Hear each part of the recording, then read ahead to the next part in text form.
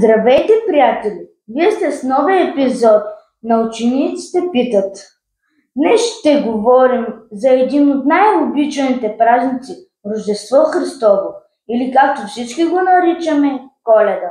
Ще разберем как този празник се е променял през годините и ще научим за традициите, които го правят толкова специален. Наш гост днес е госпожа Анелия Игнатова, начален учител в нашето училище. Тя ще сподели спомени за Коледата през различните етапи на живота си. Освен това сме и подготвили загадки и предизвикателства, за да проверим доколко добре познава този празник. Госпожо Игнатова, добре дошла. Благодаря. Добре заварили. Госпожо Игнатова, знаем, че Коледа в миналото не винаги се е празнувала.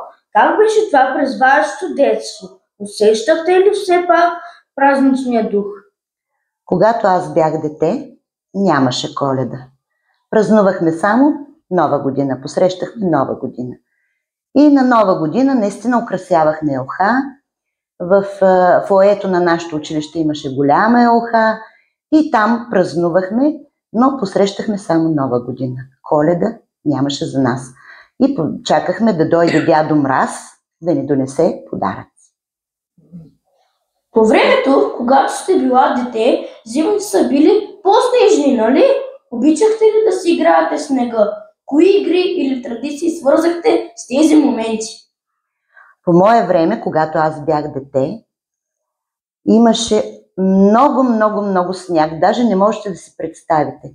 За да направим от къщата до улицата пътека, баща ми трябваше да изрине този сняг и се образуваше отстрани стена висока почти 2 метра. Толкова много сняг имаше. Беше много красиво наистина. Сега вече няма такива зими, както тогава.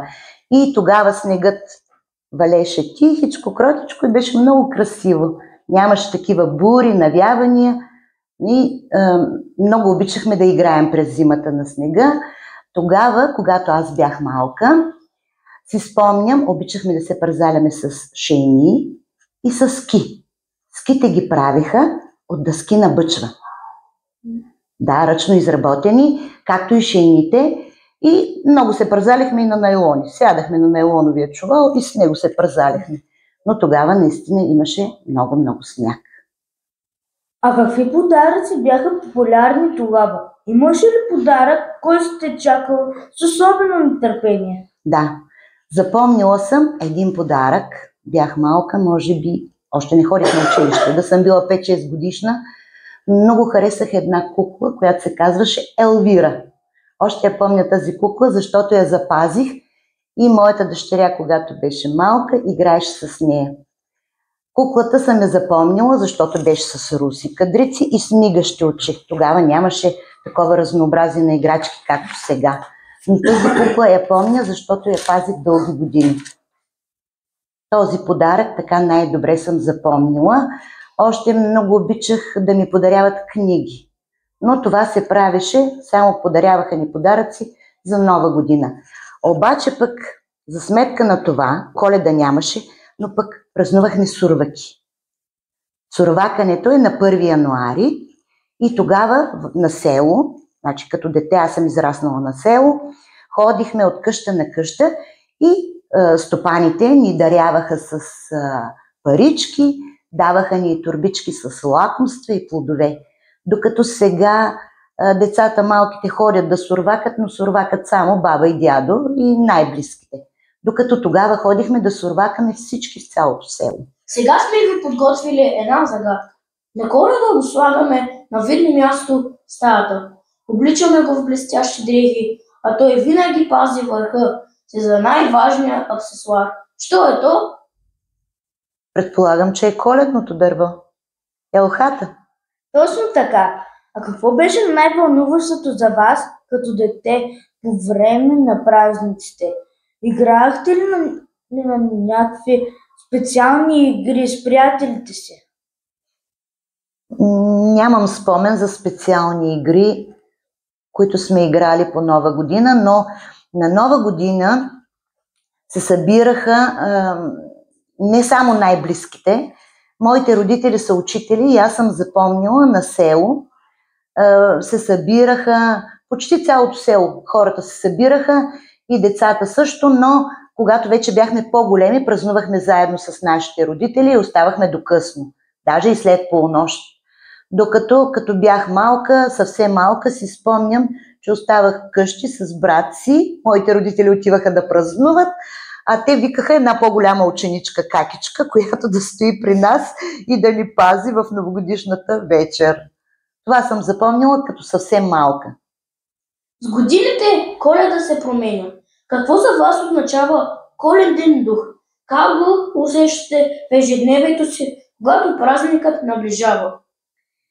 Ами първите коледни празници вече съм почнала да празнувам. Това е след 90-та година, 1990 година, което е твърде далечно за вас.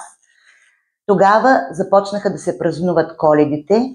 Първата Коледа, която съм запомнила да празнувам, тогава съм била млада, 20 и няколко годишна учителка бях тук в Стефан Караджа и отидохме на зимуване с ученици. Празнувахме в Велинград и там си спомням в ресторанта имаше коледно тържество с много музика, танци и съответно много игри имаше тогава. Това са ми първите спомени за първата Коледа, която съм празнувала така. А оттам нататък вече коледните ми празници са били по-семейни. Нали? Семейството се събираме, моите родители, моето семейство, вече дъщеря ми като беше малка. Тогава започнахме да празнуваме Коледа като семейство. Но аз като дете не съм празнувала Коледа. А вярвате ли в коледни чудеса?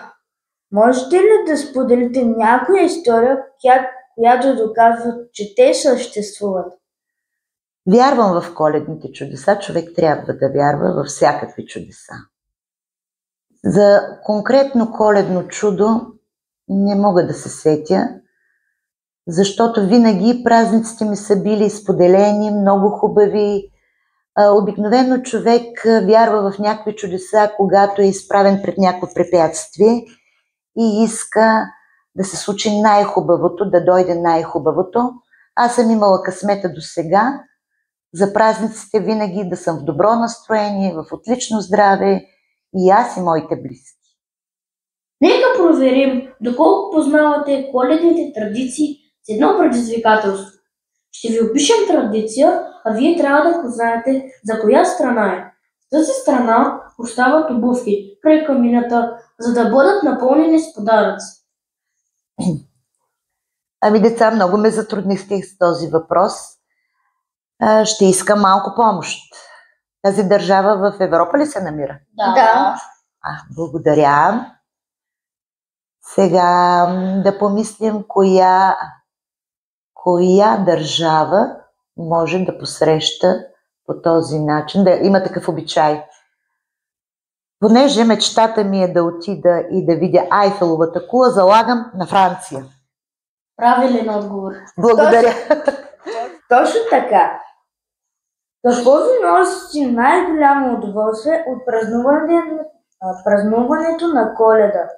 Днес има ли традиция, която винаги спазвате? Така, традицията, която спазвам, е на бъдни вечер. На масата се нареждат, нали, това е вечерта преди Коледа, да подредим нечетен брой постни ястия. Може и сушени плодове, пуканки, сушени сливи, ябълки. И тази традиция се спазва. За Коледа винаги си правим питка, слагаме късметчета в нея. На времето късметчетата бяха от дрян, се откъсват клонки и се броят пъпчиците и се наричат. Примерно една пъпка, ако има на дряновото клонче, тя е за, да речем, за плодородие, за отглеждане на определена култура или пък за животни и така, други за здраве и слага се задължително и една паричка. И късмет има този, който спечели паричката. Да преминем към Коледата като родител. Как се стараете да създадете магия за вашето дете, преди и сега? Ами всичко това, което изброих, което правим на бъдни вечери на Коледа, съм го правила и за моето дете, когато беше малка, но тя вече е голяма. И тогава слагахме и подаръци по телхата и на Коледа сутринта, като се събуди, първото нещо тя иска да види какви са нейните подаръци. И съм запомнила един подарък. За нея подаръците бяха единствено и само книги. Тя от малка много обичаше да чете и затова книгите бяха подарък за нея. Неща, които са за рисуване, за четене, за писане, да. Всичко останало за нея не беше подарък. Но си спомням и подарих всъщност не аз, а дядо Коледа, и подари една кукла. Куклата се казваше Натали и куклата беше бебе негърче. И съм запомнила реакцията и сутринта, когато стана, видя куклата, гледа, засрами се, наведе поглед, пак погледна куклата и само каза: много черна. И така, това съм запомнила като един подарък, защото ми стана много смешно. На негърчето каза: но ми мамо, тя почерняла, стояла много на слънце, пекла се на плажа и почерняла. Ако трябваше да опишете Коледа с 3 думи, какви биха били те? За мен Коледа е семейство, топлина, любов, уют. Май станаха 4. Да. А сега едно малко предизвикателство. Може ли да ви помолим да създадете рима на момента? Ето ви началото. На Коледа снегът блести, а по телхата подаръкът искри. Страхотно се справихте. Кой е най-приятният спомен от Коледа, свързан с вашето дете? Ами аз разказах вече, ето този спомен, който съм запомнила с тази кукла Натали. Иначе всички Коледи са били много хубави. Най-хубаво е в семейството, когато има малки деца, които чакат с нетърпение този празник. Това е изключителна радост за родителите. Какви подаръци предпочитате да получавате? Ръчно изработени или купени? Подаръците винаги си имат своята стойност. И аз винаги съм казвала, че стойността на подаръка не се цени по това колко струва, а по това какви чувства и с каква любов сме го приготвили и сме го поднесли на този, за когото е предназначен. Разбира се, че ръчно изработените подаръци имат огромна стойност за мен лично, защото човек, когато изработва нещо, той влага сърцето и душата си, но в крайна сметка пък има хора, които предпочитат нещо, мечтаят за нещо, което аз примерно не бих могла да изработя и трябва да го закупя. Но важното е, че трябва да бъде поднесен с много любов. И от сърце. Какво ще пожелаете на нашите зрители за празниците? Пожелавам здраве, здраве, здраве за всички. Нека новата 2025 година да е мирна, честита, благодатна и да сбъдне всичките ни желания. Днес научихме, че Коледа носи радост и смисъл във всяка част от живота ни.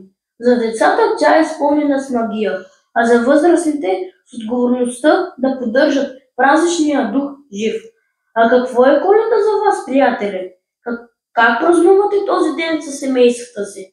Ще се радваме да се споделите в коментарите своите мисли и истории. Това беше днешния епизод на Учениците питат. Благодарим на госпожа Анелия Игнатова за интересния разговор и забавните моменти. До скоро и весели празници! Весели празници!